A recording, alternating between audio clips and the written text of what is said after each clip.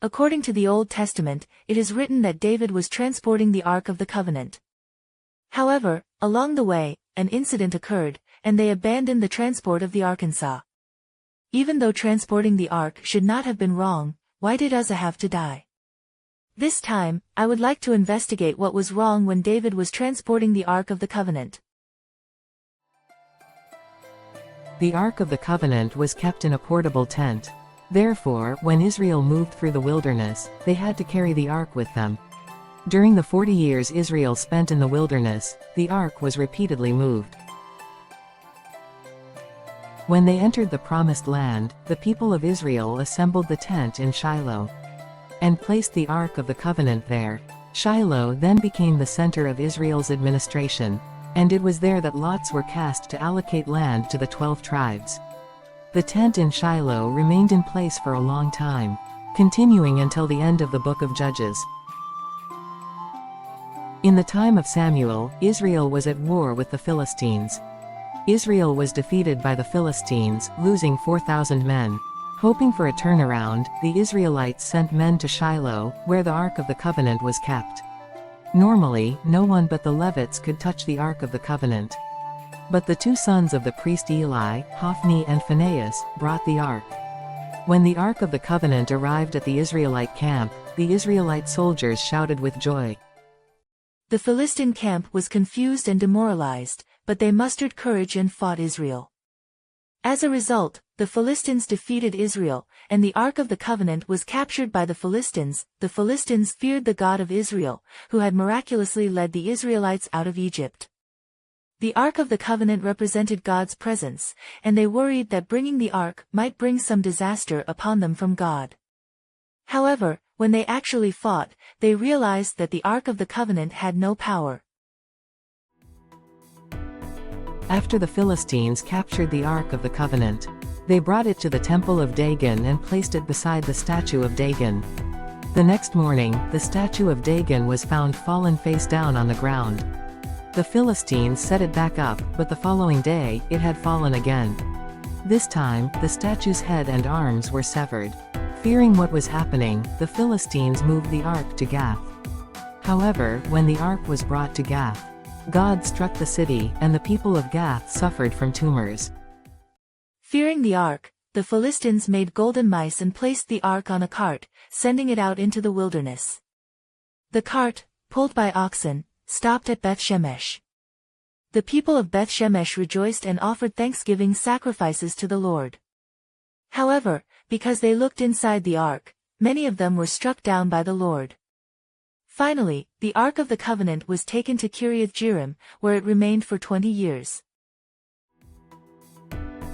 Kiriath-Jearim was also known as Bala.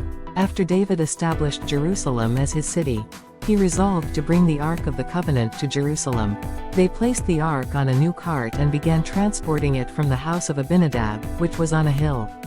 Abinadab's sons, Uzzah and Ahio, were guiding the new cart. As they transported the Ark from Abinadab's house, Ahio walked ahead of the Ark. David and all the house of Israel sang and played lyres, harps, tambourines, castanets, and cymbals with all their might before the Lord, rejoicing and dancing. When they reached the threshing floor of Nacon, Uzzah reached out his hand to steady the Ark, as the oxen nearly overturned it. Then, the Lord's anger burned against Uzzah, and because of his irreverent act, God struck him down on the spot, and Uzzah died beside the Ark of God.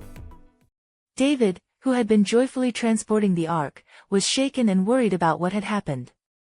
Whether Uzzah had committed an irreverent act or whether David himself was at fault, David was completely disheartened and abandoned the plan to transport the Arkansas. Instead, the Ark of God was placed in the house of Obed-Edom the Gittite. The Lord blessed the house of Obed-Edom, and his family lived in peace.